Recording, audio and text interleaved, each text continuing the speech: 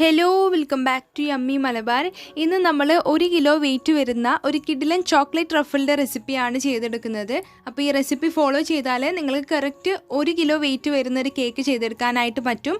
അപ്പോൾ നമുക്ക് ഒട്ടും താമസിയാതെ എങ്ങനെയാണ് ഈ ടേസ്റ്റി ആയിട്ടുള്ള ചോക്ലേറ്റ് ട്രഫിൾ കേക്ക് ചെയ്തെടുക്കുന്നതെന്ന് നോക്കാം. അതിന് മുന്നേ ആയിട്ട് യമ്മി മലബാർ ആദ്യമായിട്ട് കാണുന്നവരുണ്ടെങ്കിൽ ഒന്ന് സബ്സ്ക്രൈബ് ചെയ്യണേ. അപ്പോൾ നമുക്ക് വീഡിയോയിലേക്ക് പോയാലോ.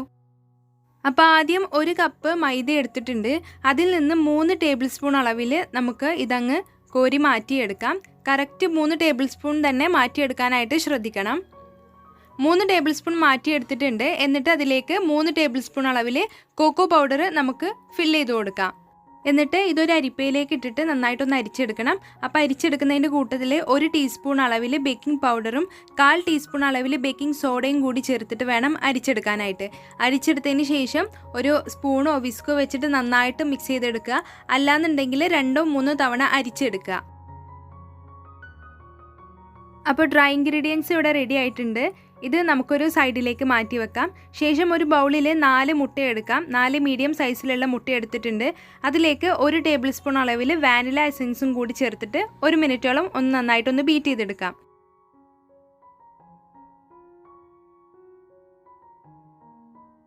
മുട്ട ഇപ്പോൾ ബീറ്റായി വന്നിട്ടുണ്ട്. ഇനി ഇതിലേക്ക് 1 കപ്പ് അളവിൽ പൊടിച്ച പഞ്ചസാര ചേർത്ത് കൊടുക്കണം. പൊടിച്ച പഞ്ചസാര അല്ലാന്നുണ്ടെങ്കിൽ നിങ്ങൾക്ക് പൊടിക്കാത്ത പഞ്ചസാരയും ചേർക്കാം. അപ്പോൾ അതിൻ്റെ അളവ് 1/4 കപ്പ് എടുത്താൽ മതി. അപ്പോൾ ഈ 1 കപ്പ് അളവിലുള്ള പഞ്ചസാര നമുക്ക് കുറച്ചായിട്ട് ഇതിലേക്ക് ചേർത്തിട്ട് നല്ല ക്രീമി ആയിട്ട് വരുന്നത് വരെ ബീറ്റ് ചെയ്തെടുക്കാം.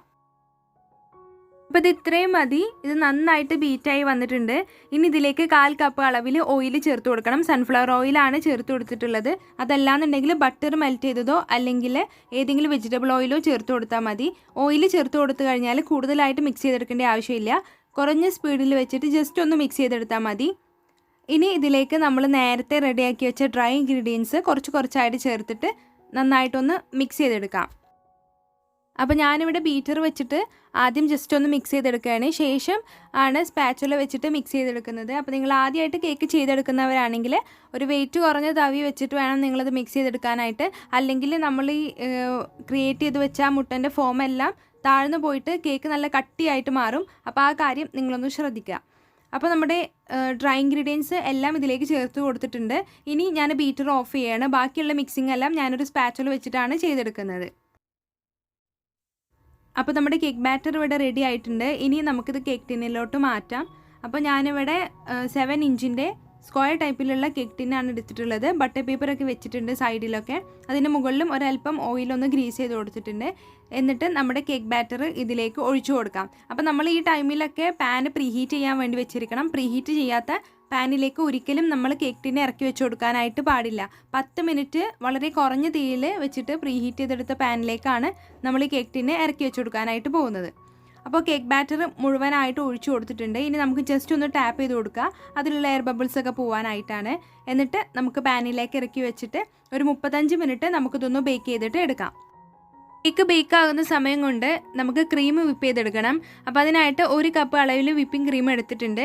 നല്ല തണുത്ത ക്രീമാണ്. ഫിയോണ വിപ്പിംഗ് ക്രീമാണ് ഞാനിവിടെ യൂസ് ചെയ്യുന്നത്. അത് നമുക്കൊരു ബീറ്റർ വെച്ചിട്ട് നന്നായിട്ടൊന്ന് ബീറ്റ് ചെയ്തെടുക്കാം.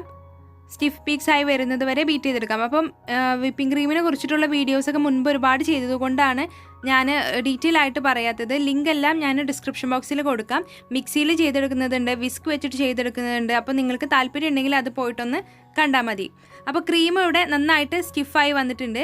ഇതിലേക്ക് നമുക്ക് 1/4 കപ്പ് അളവിൽ ചോക്ലേറ്റ് ഗനാഷ് ചേർത്ത് കൊടുക്കണം. അപ്പോൾ ചോക്ലേറ്റ് ഗനാഷിൻ്റെ അളവ് എന്ന് പറയുന്നത് 1 കപ്പ് അളവിൽ ചോക്ലേറ്റും 1 ടീസ്പൂൺ അളവിൽ ബട്ടറും അതുപോലെ തന്നെ 1/2 കപ്പ് അളവിൽ വിപ്പിംഗ് ക്രീമും കൂടി ചെയ്തെടുത്തതാണ്. അപ്പോൾ ചോക്ലേറ്റ് ഗനാഷിൻ്റെ വീഡിയോ മുൻപ് ചെയ്തിട്ടുണ്ട്. ലിങ്ക് ഞാൻ ഡിസ്ക്രിപ്ഷൻ ബോക്സിൽ കൊടുക്കാം. നിങ്ങളത് പോയിട്ട് ചെക്ക് ചെയ്താൽ മതി. വളരെ ഷോർട്ടായിട്ടുള്ളൊരു വീഡിയോ ആണ്. 3 മിനിറ്റിൻ്റെ അങ്ങനെ വീഡിയോ ആണ്. അപ്പോൾ നിങ്ങൾക്ക് ആ വീഡിയോ യൂസ്ഫുൾ ആകും ചോക്ലേറ്റ് ഗനാഷ് ചെയ്തെടുക്കാനായിട്ട്.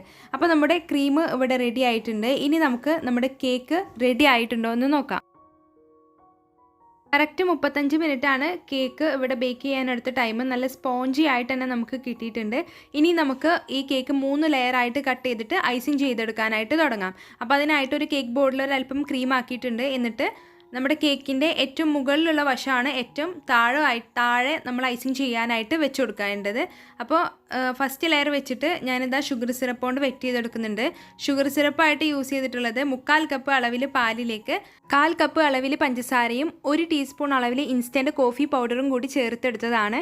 അപ്പോൾ ഇതുപോലെ ചെയ്തെടുക്കണമെങ്കിൽ സാധാ ഷുഗർ സിറപ്പും ചെയ്തെടുക്കാം. പക്ഷെ ഇങ്ങനെ ചെയ്തെടുത്താൽ ഒരു പ്രത്യേക ടേസ്റ്റ് ഉണ്ടാവും നമ്മുടെ കേക്കിന്. അപ്പോൾ ഷുഗർ സിറപ്പ് കൊണ്ട് വെറ്റ് ചെയ്തെടുത്ത് കഴിഞ്ഞാൽ നമുക്ക് ക്രീം സ്പ്രെഡ് ചെയ്ത് കൊടുക്കാം. അപ്പോൾ ക്രീമും ഇവിടെ സ്പ്രെഡ് ചെയ്ത് കൊടുത്തിട്ടുണ്ട്. ഇനി നമുക്ക് ഇതിന് മുകളിൽ 1 ടീസ്പൂൺ അളവിൽ അല്ലെങ്കിൽ 1 ടേബിൾ സ്പൂൺ അളവിൽ ചോക്ലേറ്റ് ഗനാഷ് ഒന്ന് സ്പ്രെഡ് ചെയ്ത് കൊടുക്കണം. അങ്ങനെ ഇതുപോലെ ഓരോ ലെയറും നമുക്ക് ചെയ്തെടുക്കാം.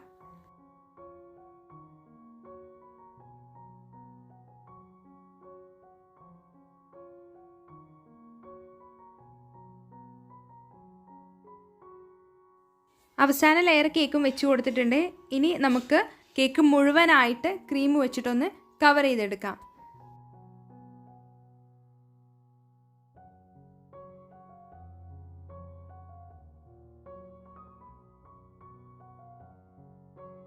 കേക്ക് ഇവിടെ മുഴുവനായിട്ട് കവർ ചെയ്തെടുത്തിട്ടുണ്ട്. ഇനി ഞാനിത് ഫ്രീസറിൽ ഒരു 15 മിനിറ്റ് സെറ്റ് ചെയ്യാൻ വേണ്ടിയിട്ട് മാറ്റി വെക്കുകയാണ്. അപ്പോൾ ഇതാ ഒരു 15 മിനിറ്റ് കഴിഞ്ഞിട്ടുണ്ട്. ഇതിന് സൈഡിലെല്ലാം ഞാൻ സ്ക്രേപ്പർ വെച്ചിട്ട് ഒന്ന് ഡിസൈൻ ചെയ്ത് കൊടുത്തിട്ടുണ്ട്. അപ്പോൾ കേക്ക് നന്നായിട്ട് തണുപ്പിച്ചതിന് ശേഷം മാത്രമേ നമ്മൾ അവസാനമായിട്ട് ചോക്ലേറ്റ് ഗനാഷ് ഇതിൻ്റെ മുകളിലേക്ക് ഒഴിച്ചു കൊടുക്കാനായിട്ട് പാടുള്ളൂ. ആ കാര്യം നിങ്ങൾ ശ്രദ്ധിക്കുക. ഇനി ഞാൻ ചോക്ലേറ്റ് ഗനാഷ് ഒരു പൈപ്പിംഗ് ബാഗിലാക്കിയിട്ടുണ്ട്. അപ്പോൾ ഇനി നമുക്ക് കേക്ക് മുഴുവനായിട്ട് ചോക്ലേറ്റ് ഗനാഷ് വെച്ചിട്ടൊന്ന് ഫില്ല് ചെയ്തെടുത്തിട്ട് വരാം.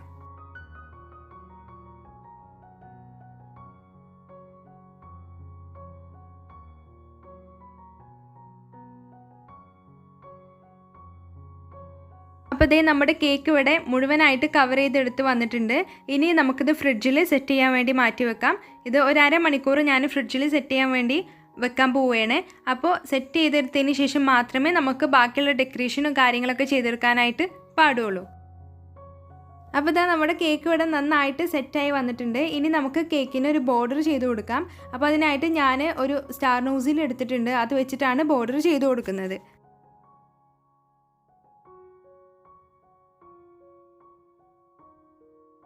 ബോർഡർ വരച്ചു കൊടുത്തതിന് ശേഷം ഒരു പൈപ്പിംഗ് ബാഗിൽ ചോക്ലേറ്റ് ഗനാഷ് ഫ്രിഡ്ജിൽ വെച്ച് തണുപ്പിച്ചിട്ടുണ്ട്. അപ്പോൾ അത് നമുക്ക് ഇതുപോലെ ഒരു സൈഡിൽ ഒരു കോർണറിൽ നമുക്ക് ഇതുപോലെ അങ്ങ് ഡിസൈൻ ചെയ്ത് കൊടുക്കാം. ശേഷം നമുക്ക് ചോക്ലേറ്റ് ഡെക്കറേഷൻസ് വെച്ച് കൊടുക്കാം.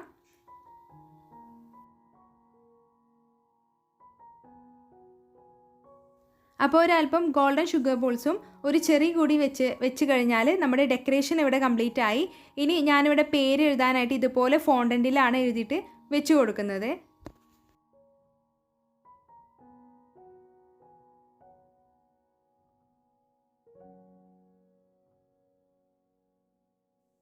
അപ്പോൾ ഇതാണ് നമ്മുടെ ഇന്നത്തെ കേക്ക്. എല്ലാവർക്കും ഇഷ്ടമായി എന്ന് വിശ്വസിക്കുന്നു. അപ്പോൾ ഈ ഫോണ്ടൻറ്റിൽ പേര് എഴുതാനായിട്ട് യൂസ് ചെയ്തിട്ടുള്ളത് ഈ ഫുഡ് കളറാണ്. നമുക്ക് മാർക്കറിൻ്റെ രൂപത്തിൽ ഇതുപോലെ ഫുഡ് കളർ കടയിൽ നിന്ന് മേടിക്കാൻ കിട്ടും. ഇതിന് ഗ്രീൻ, റെഡ്, ബ്ലൂ, ബ്ലാക്ക് ഈ ഇത്രയും കളേഴ്സാണ് അവൈലബിൾ ആയിട്ടുള്ളത്. ഇതിലും കൂടുതൽ കളേഴ്സ് ഉണ്ടോയെന്ന് എനിക്കറിയില്ല. ഇത്രയും കളേഴ്സേ ഞാൻ കണ്ടിട്ടുള്ളൂ.